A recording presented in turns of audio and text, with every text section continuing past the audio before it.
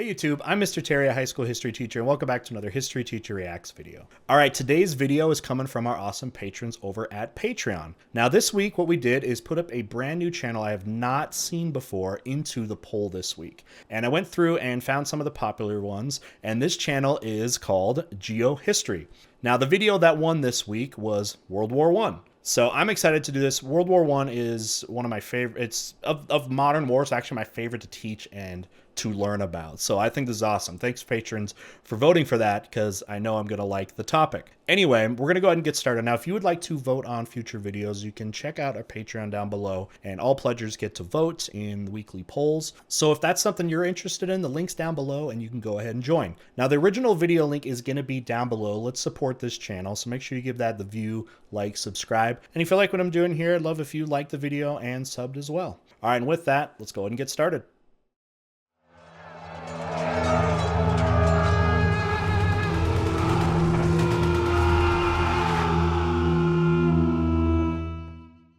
We begin in the middle of the 19th century. Okay. In Europe, the rise of nationalism undermines the dominant powers. Revolution The Kingdom 1848. of Sardinia, allied to France, defeats the Austrian Empire.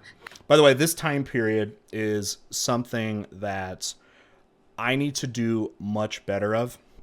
As someone studying history, is the 18th century, basically like between the French Revolution and World War I. I have general knowledge, but there's a much deeper level that I need to get into. And it's mostly because this stuff didn't get taught to me that much in high school or really into like my university work. And it's not something I took specific classes in, was this time period. So it's actually kind of weak for this. So I'm glad they're actually starting off with this. The Kingdom of Sardinia, allied to France, defeats the Austrian Empire and obtains Italian unification. Prussia, which eyes the German Modern Italy Confederation, started. also defeats the Austrians to create the North German Confederation. What a 5 years mess. later, it allies with the southern German states, defeats France, and obtains the creation of the German Empire. So it seems that this channel is, I mean, it's called Geo History. It's all about geography into history, which is great. I love geography. Geography was an early love of mine. I minored in it. I'm actually licensed to teach it. So I love when you can do this. I love cartography. I love maps. So like this stuff is like, this is awesome for me. I love to see this kind of thing. Which is proclaimed in Versailles. The new country takes over Alsace-Lorraine to discourage French revenge. That will be a major part of World War I negotiations, is that region right there, Alsace-Lorraine. Big point of contention between Germans and the French. Attacks. Germany moves diplomatically closer Germany to was weird Austria-Hungary shaped back and then. Russia, and it rapidly develops its industry and army. It's like, where's In the Poland? southeast of the continent, insurgencies threaten the Ottoman Empire. Russia, its historical enemy, takes advantage of the situation and after a war sparks the independence of Balkan states and seizes territories. However, Russia's rising status is frowned upon by Western powers, who meet in Berlin to review the treaty. This worsens Russia's Congress of Berlin, yeah, was enormous. But yeah, this is a very aggressive time in Russia. This is when Russia was really becoming and attempting to become a real European power. But that's also, they're going to be knocked in their teeth in a couple decades from now when they basically get their butts kicked by the Japanese in the Russo-Japanese War. So, but you can see, yeah, this is when Russia's really trying, and it had been like this for about the last century before this, but really trying to become relevant in Europe. Russian public opinion about Germany. The latter then signs a defensive military alliance with Austria-Hungary. Italy joins the alliance. So that's, by the way, when it goes back, we're talking about World War I alliances. You can see this Austrian and German alliance going back Defensive to military alliance 1879. with Austria-Hungary. Of course, it's going to be the major alliance, you know, for World War I. What maybe we can get into, and we'll see if they get into too, is how, because we know Ottoman Empire is going to join the Central Powers. So like, what is the history of that relationship? Maybe outside of the Balkan Wars or something, you know what I mean? But more closer to World War I. Italy joins the alliance after France seizes Tunisia, which it long covets. The three Tunisia, parties you said? form the Triplice or the Triple Alliance. Yeah. That's the other thing people forget, right? Italy was part of that alliance. They switch later. Germany, now a major power, embarks upon a colonial policy. The country brings together European powers in Berlin to establish rules around colonization. Specifically around Africa. The 18th century saw a massive free-for-all in Africa by European states looking to increase their empires.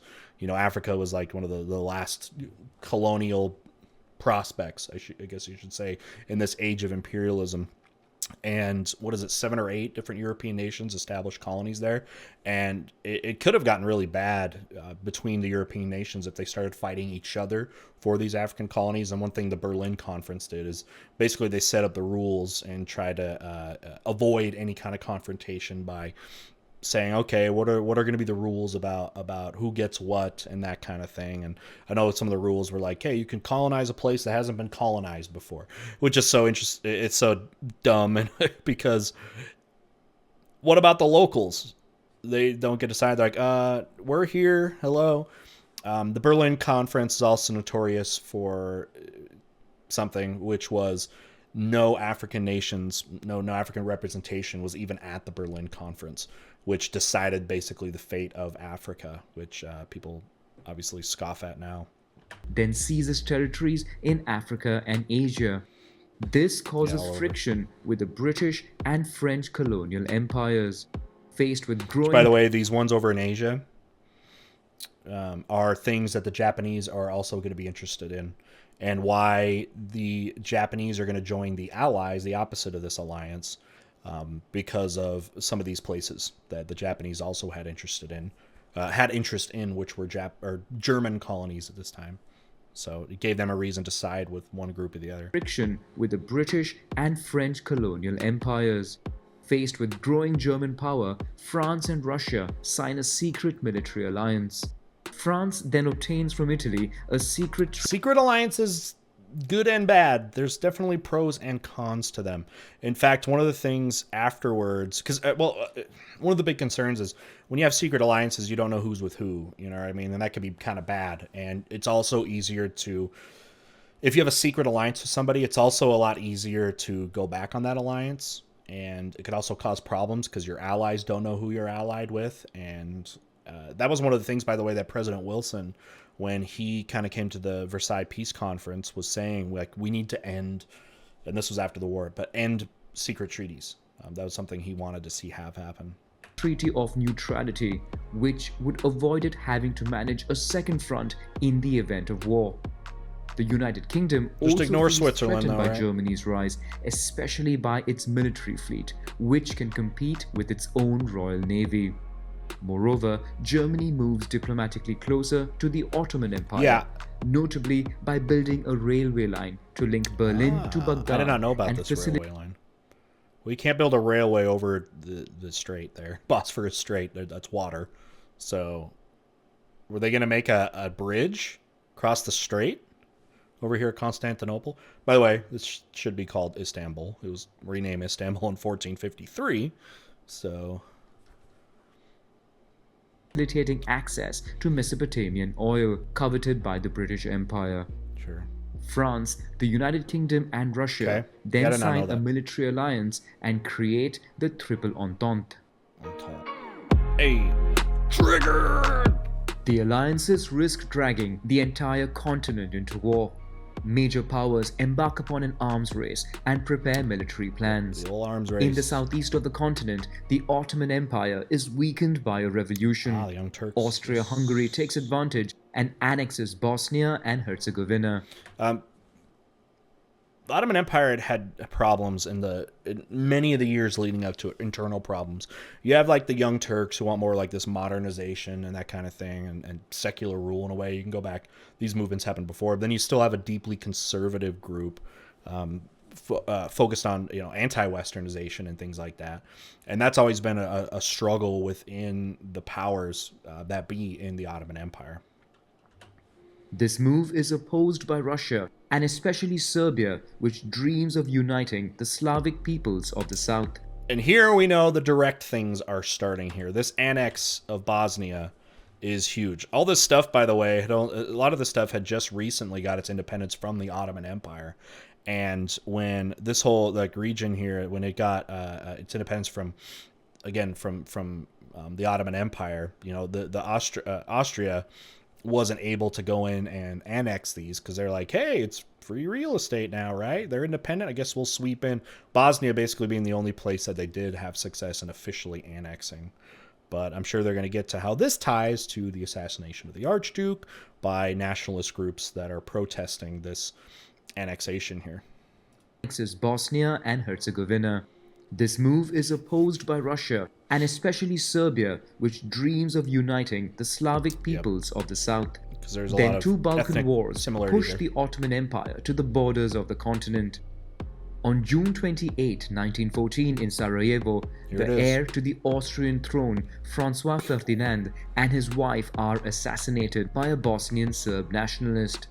Gavrilo Austria-Hungary Princip. accuses Serbia of having organized the attack. Okay, so this is the stuff where a lot of people know what's going on, right? The whole, man, it's complicated. I'm not going to go and talk about all the snowball effect here. I'll let them do it. It's such a longer conversation. But now we're starting to see like the real, like really the World War I history that most of you probably start to learn, which was starting with the assassination and then how it snowballed with the alliance system and all that. So this is probably where we're getting to the more famous stuff.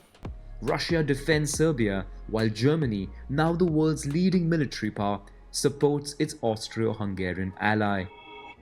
Oh yeah, blank check, right? They're like, you guys do whatever you want. On July Got your 28, back. Austria-Hungary declares war on Serbia. Russia reacts by decreeing a general mobilization of its troops, triggering Germany to launch its military plan. This is what Germany To said. avoid Why having Germany to said fight Russia's at fault. simultaneously on two fronts, Germany plans to quickly defeat France by bypassing its armies Schlieffen by plan. launching a surprise attack from the north. It would then focus on Russia, whose troops would take more time to mobilize. Right. Germany Now declares this plan failed. Yeah, they were able to get, I mean, the Schlieffen plan, which is what this is all called, they were able to go through Belgium, which, by the way, it made Germany look really bad on the international scene because Belgium was a neutral nation. And what a lot of people cite is why the British are going to get involved is they really hated the idea, which Belgium was an ally of the British, that the Germans would go through Belgium, invade Belgium to fight France when the fight was supposed to be between straight up just Germany and France. But yeah, the idea was they could quickly, basically just want to take out Paris. You take out Paris, France is done, right? And then do that before Russia can mobilize their huge army, which was the largest in Europe at probably 6 million. So knock out France first and then focus to Russia. But what ends up happening is Russia mobilizes way quicker than expected, and the French or the Germans were not able to take Paris. So they get locked up in a two-front war, which makes this thing something that a lot of people were hoping, a lot of people are hoping that this is now starting in the summer and now into the fall, that would be done by Christmas. And now that it's a two-front war, we know it's not going to happen. In fact, it's going to go on for years. war on Russia, invades Luxembourg, and issues an ultimatum to Belgium, demanding right of passage for its troops. Belgium refuses, insisting upon its neutrality. The following day, Germany declares war on France and launches the offensive. The United Kingdom, which guarantees Belgian neutrality, in turn declares war on Germany and Now, sends its troops to France. What I hope you guys are watching here too is the dates up at the top. This stuff all happens within like a week. It's crazy how fast this moved. There was no time for like no negotiations or like thinking about it. It was just immediate reactions. In a few days, Which is why people say everybody was ready for war anyways. Otherwise, this would have been a much slower diplomatic process. But there was no diplomacy at all. Everybody was ready for war, right? all European powers, as well as Montenegro, go to war. Only Italy remains neutral at this stage. They shouldn't be, because they are supposed to be in that alliance, right? This is why a lesson of how alliances don't always work out. I mean, alliances and negotiation, those are all talk, but you can talk like you're supporting, but like when it's time to show up, you find out who your real allies are. Oh, now they're going to actually talk about In shit. Asia, Japan, which is allied with the United Kingdom, declares war on Germany and prepares for an invasion of its colonies in China and the North Pacific Ocean. On the Eastern Front, Russia launches its offensive. Japan wants to be taken seriously. Their age of imperialism is still very new within the last 30 years. They beat Russia in war. They want They want recognition from the international community. Earlier than Germany expects, but fails to gain ground in East Prussia, while further south, Austria-Hungary retreats. In the west, the Allied armies cannot hold back the German advance. The Franco-British armies retreat to Marne, where they reorganize, while the French government flees the capital to take refuge in Bordeaux. But the first German army holding the flank pivots away from Paris to join with the Second Army and continue surrounding Allied forces. First major battle on the Western Front here, really the Marne, you know. But yeah, Marne's important because it's basically the last physical barrier to the heartland of France here and for Paris. So like losing this is completely unacceptable for France because you pretty much will lose the war if you lose this position.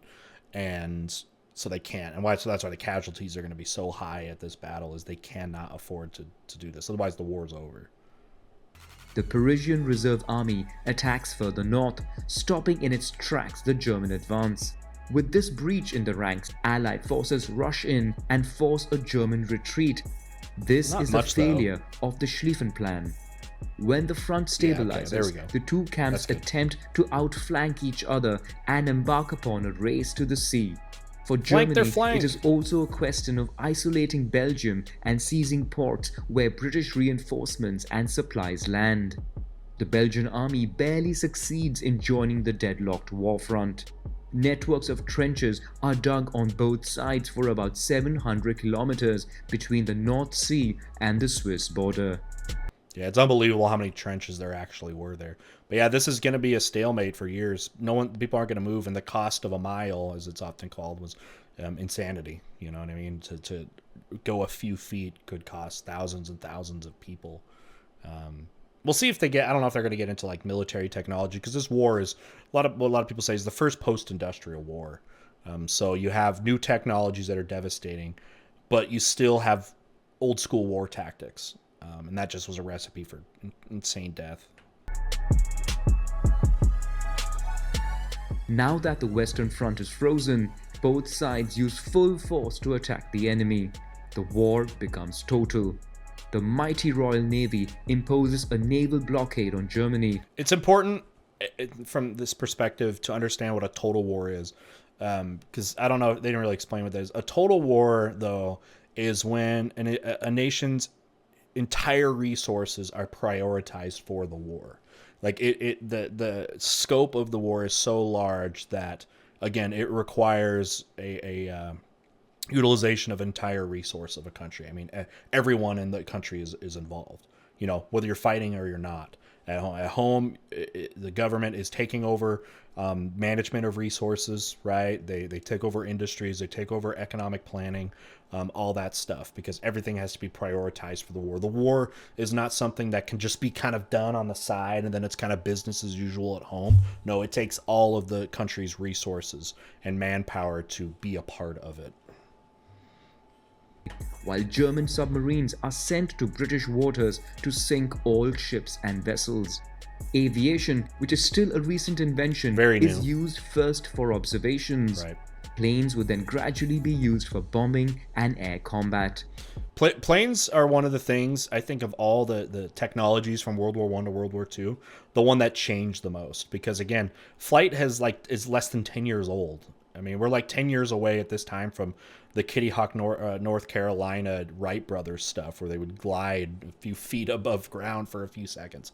And now it's a much bigger thing. But yeah, back then, planes were not used as bombers. They couldn't handle that kind of weight. They were used for observations. Specifically, they were really helpful for mapping out trenches, which is hard to do from ground level. But again, eventually comes the point where both sides have planes. Therefore, those planes need to be able to fight each other. And that's where you're going to get the first dogfights and first famous fighter pilots like the Red Baron or something like that. But I mean, just think again about how much it changed in 20 years to World War II, where the air war was a huge part of the war. Germans used Zeppelin airships to bomb Paris twice. How dumb are Zeppelins, by the way? 50 times. Both sides use lethal gases to attack the enemy in the trenches. Oh, we're getting behind the front lines. Entire populations participate in the war effort, including women who are involved in arms factories. Yep.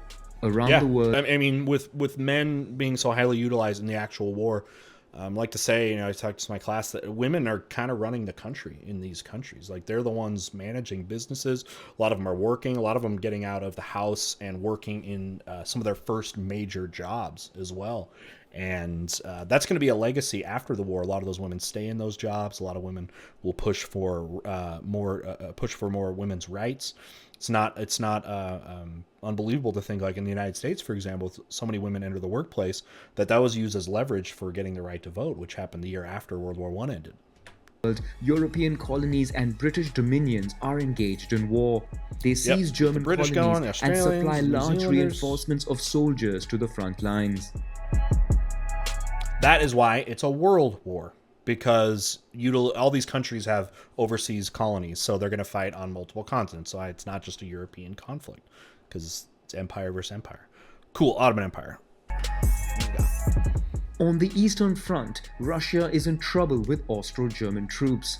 The Ottoman Empire seizes the opportunity to go to war alongside the Central Powers. A new front opens in the Caucasus as Britain lands an Indian army. By the way, this is so important. The Ottoman Empire entering the war is so important for the Central Powers, because also what it did is completely blocked France and Britain to being able to directly connect with the Russians, because the way you'd have to do that was to go through through Istanbul, or they're still putting Constantinople on this, because you could go through the Mediterranean and then hook up with the Russians through the Mediterranean to the Black Sea. But since the Ottoman Empire has totally got this on lockdown, it separated the British and the French from being able to hook up directly and maybe like outflank them or resupply each other. That's why militarily, on a strategic point of view, why it's so important for the Ottoman Empire to join the Central Powers. Mesopotamia, with the goal to take control of oil resources. In reaction, the Central Powers launch an offensive towards the Suez Canal to cut supply lines from India, but are stopped in their advance. In the Caucasus, after the failure of the Ottoman offensive, the government accuses the Armenian people of having supported Russia. In retaliation, more than half of the Armenian population would be massacred in what is today recognized as genocide by 32 countries, but not by Turkey. Still denial about that. It's amazing how there's still denial about that. The Armenian genocide is one of the most underplayed genocides, modern genocides as well. To support geographically isolated Russia, allies want to open a sea supply route via the Dardanelles Strait. So we're going to Franco-British ships enter the strait to bomb Ottoman forts, but a major idea of a young Winston Churchill, by the way, is this invasion to try to take the Strait of Water. Find the waters full of sea mines, forcing a retreat. A month later, April 25. I guess they're still getting it. After tens of thousands were slaughtered, killing each other.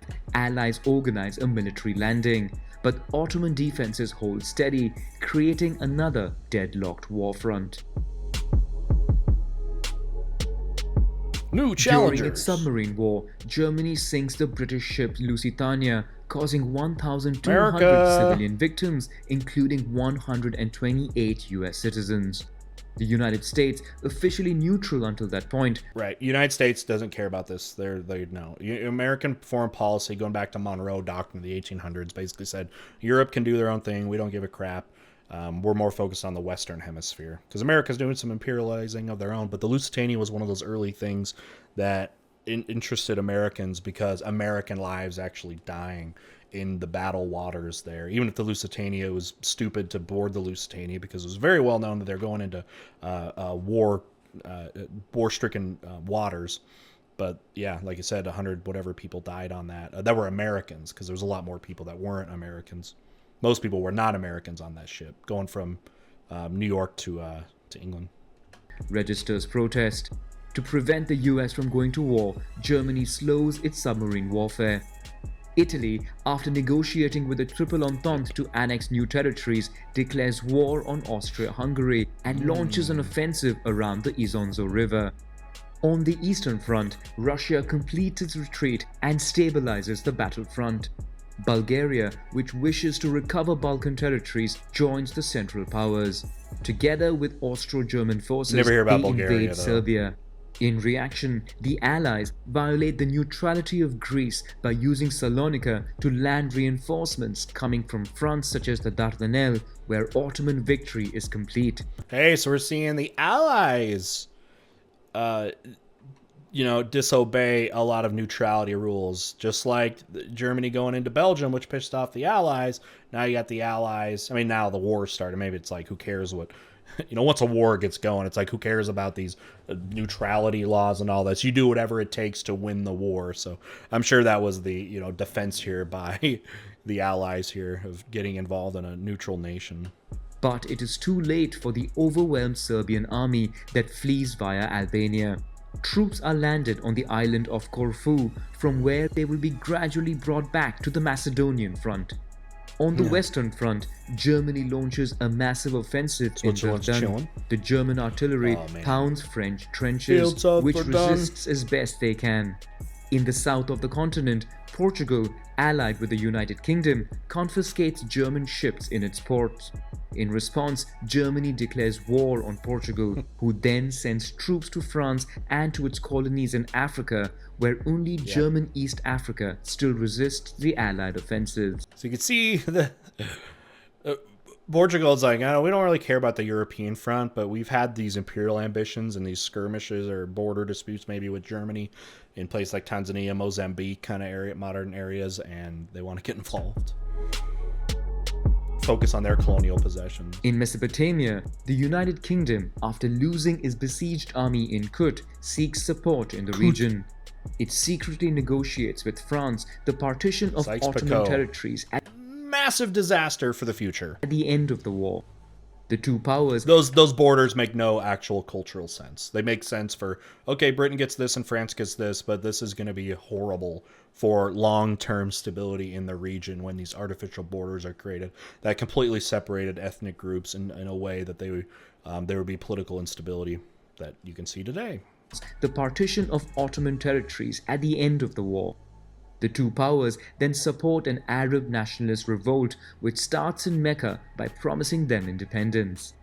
In the North Sea, doesn't happen. German and British fleets face off in one of the largest naval battles in history. Despite heavy losses on the British side, the Germans, small in number, during the night take refuge in their port. While the Battle of Verdun is still ongoing and Italy is under pressure from Austria-Hungary, Russia attempts to relieve its allies by launching a massive offensive that succeeds in piercing through opposition defenses. In the west, another great offensive is launched along the Somme, with Britain spearheading the attack. They would use tanks for the first time, but to no avail. The new inventions that show up during the war are always in response to problems of the war. Like, the big problem in these first couple years was you can't get across no man's land, that area between trenches. So you got to find a way to do it. And that's what tanks were designed for. Those tanks were not very good offensive weapons. They were slow, not very good at maneuvers, but they were armored and you could get through no man's land potentially if you don't get stuck or the tank doesn't break down, which happened all the time. So yeah, it was about responding to a problem of the war. And tanks, again, one of those things, of course, that totally changes from World War I to World War II. War's going on a long time now. We're in year 2 and 3 now, and there seems to be no end in sight, especially on the Western Front, because there's no movement and just hundreds of thousands of people dying over and over and over. Now we're getting to the millions, and with no real point, it seems like, or advantage given. While Romania joins the Entente, the Brusilov offensive in the east, and the battles of the Somme and Verdun all end having caused tremendous casualties on both sides. Troops are exhausted and demoralized. In Germany, the war effort and the Allied trade embargo prevent the country from getting enough food, causing widespread famine. Western powers, on the other hand, can count on a supply of resources via the Atlantic, mainly from the United States, towards whom they are now in debt. In response, Germany relaunches unrestricted submarine warfare with the objectives of sinking all commercial and military ships. And Americans were stupidly, stunned by this. Surprise Pikachu face. What? You're attacking American ships? You monsters. And then you look at the context of what's actually happening in the war. It makes total sense from that perspective and the German perspective. They're getting completely outsupplied. In They're like, addition, if you guys are going to blockade us, like England, blockading Germany, then Germany's like, well, we should have a chance of blockading you guys, so let's not let ships come into France and Britain. Germany sends a telegram to Mexico offering an Zimmerman. alliance against the United States. The message is intercepted by Britain Backfire. and transmitted to the United States, which then prepares to go to war. Kind of a last straw in a lot of ways, the little Zimmerman telegram. I'm not going to get into it too much. It's too time consuming, but America's like, hey, Germany is going too far now. Trying to get Mexico Russia, to involve. the war America's effort like, no. exhausts the population, who revolt and cause revolution. the Tsar to abdicate. A provisional government is put into place which chooses to continue the war. The Not for United long, States though. in turn declares war on Germany, but it would take several months for the first troops to join the front line. I wanted to say that American military was like 100,000. That's it at that time, so not even close. And I think what those that were trained did immediately go over, but it took a year to get training more troops. The American military was tiny. Greece, which is under pressure from the Allies, joins the Entente. In both camps, exhausted soldiers begin mutinies. On the Isonzo front, 11 similar Italian offensives It's a war of yield morale little now. result at the cost of many lives, further affecting troop morale. Austro-German troops counterattack and push back the front line. At the gates of Gaza after a victory, British armies prepare to enter Palestine. To gain the support of the Jewish community, British Prime Minister Arthur Balfour publishes a statement addressing Balfour Lord Declaration. Rothschild, a leader of the British Zionist Federation, promising a state for the Jewish people in Palestine. Another thing I wish I could go into more, this was my senior thesis in college when I was wrapping up my degree. My final kind of capstone project was on the Balfour Declaration. Look into it. Definitely do, because it'll explain a lot of Middle East problems with this. In Russia, the Bolsheviks organize a second revolution and seize power. They This is the sign one an that ends the armistice war. with Germany, but after the breakdown of negotiations, war resumes. A lot of people it seems like aren't able or don't know the differentiations between the two revolutions that happened in 1917, right? The night earlier, the February March one, more about taking out the monarchy and that kind of thing. But then the second one is the one that really is going to establish the future, Soviet Union. You know what I mean? There's kind of these two, like one to take out, again the regime, the monarchy, and then another one to establish the new government. Austro-German forces put the Russian army out of Petrograd. action, forcing the country to accept a Or peace St. treaty Petersburg? and recognize the independence of new states. Russia then sees the start of a civil war. This is where Russia feels like they definitely With lost. Russia out of the game, Germany concentrates on the Western Front to win. This is massive, by the way. Now that there's a single front war for Germany, I mean, that's huge. That was what Germany wanted all along, and now they have it. Except the Americans are going to start creeping in now to, in a way, kind of replace that. Although it won't create a two-front war, it'll have new influx of troops and stuff. before US troops grow in strength. A large-scale offensive is launched lasting 4 months, and German troops push their way to Marne again. But a Second powerful battle of Allied Marne. counteroffensive forces German troops to retreat. In parallel, the Allies launch an offensive on the Macedonian Look at front, that, which quickly forces multi-nation. Bulgaria to sign an armistice. The Ottoman Empire finds itself isolated, while Arab-British forces reach Damascus as the French land in Beirut. Austria-Hungary retreats to the Balkans and to Italy.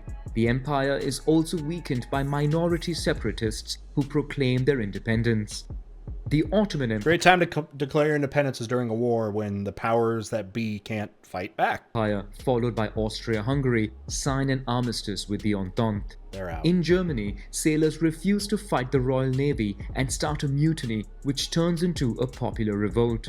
The Kaiser is forced to abdicate, and Germany's new government requests an armistice, which is signed on November 11, 1918.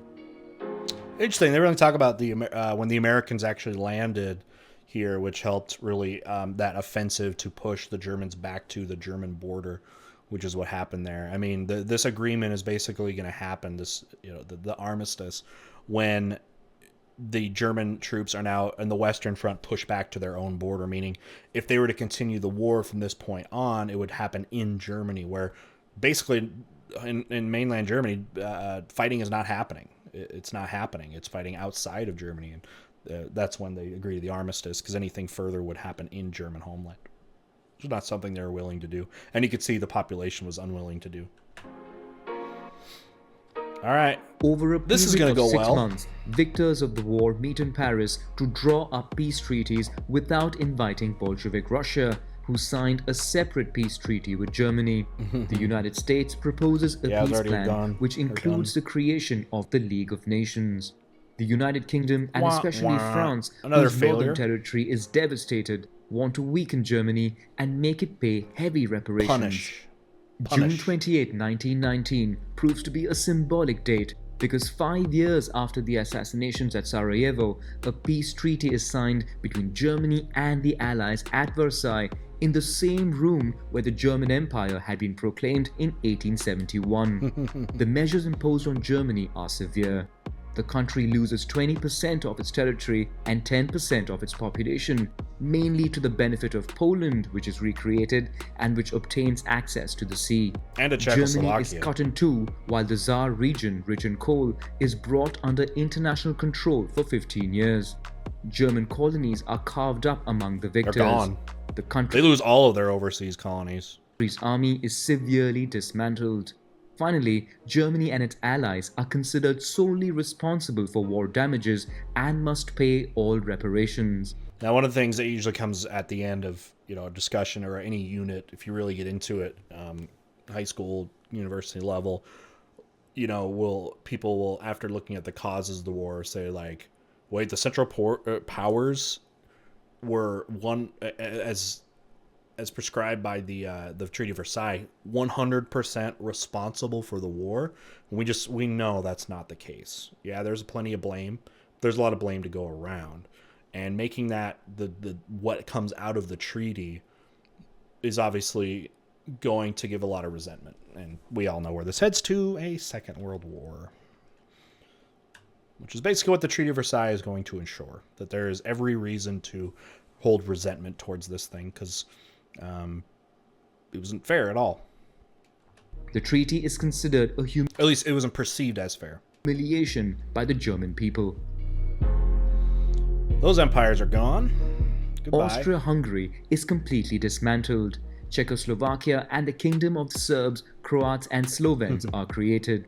Italy feels aggrieved as it does not obtain all the territories it was promised.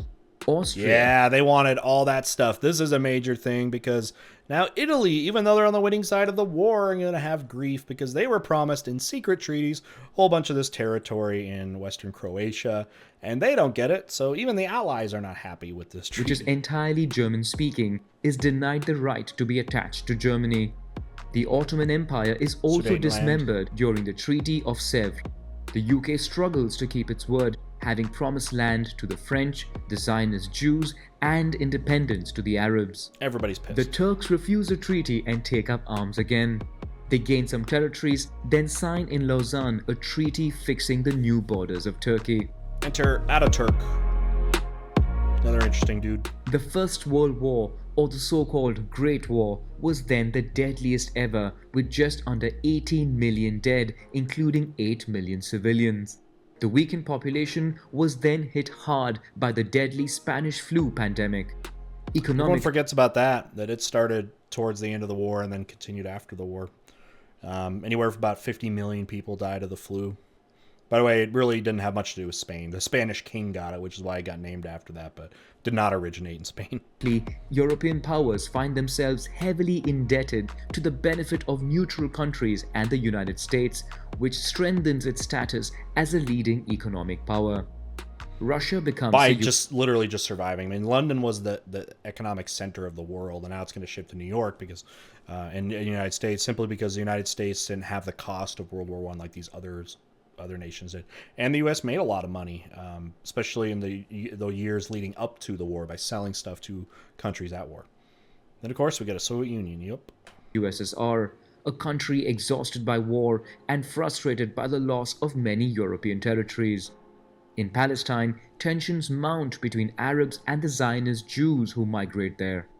The new European borders New creation of a Jewish homeland is not something the Arab community was willing to do, give up that territory, and something they were not consulted on. disgruntle many. The fact that some German populations are now living in Poland and Czechoslovakia would contribute to the outbreak of the Second World War. Anschluss, unification of ethnic Germans, which is something Adolf Hitler is going to be a big proponent of, and saying was one of the biggest, bad things that happened at the Treaty of Versailles was disconnecting German people from their country. All right, sweet. We did it. Let's talk about it.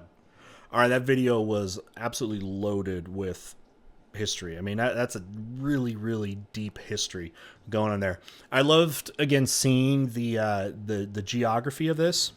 I think that works really well with something like World War I and World War II, is to see the movement, see the nations involved. I know for me as kind of a visual learner, that really helps, rather than just going through even just like a bunch of pictures of the war. Like, that doesn't really teach you the concepts of the war. I mean, maybe it puts you in the perspective of a fighter, but like, if you want to look at in a larger scale, looking through things through a geographic perspective, like with cartography here, with maps, I think that's great. I think that's, at least for me, really settles in my mind what was going on in the war. So this was great. This is detail. I mean, I love that it went back to mid-1800s there and then brought in the issues going forward. I like that it brought in the global perspective as much as you can in a, what is this, an 18-minute video? Again, you need a lot more depth, because I'm sure people in the comments of this are going to be like, what about this part of the war? What about this part of the war? Well, that's always going to be the case, right? These videos are meant to be more summaries and that kind of thing. Hopefully these can be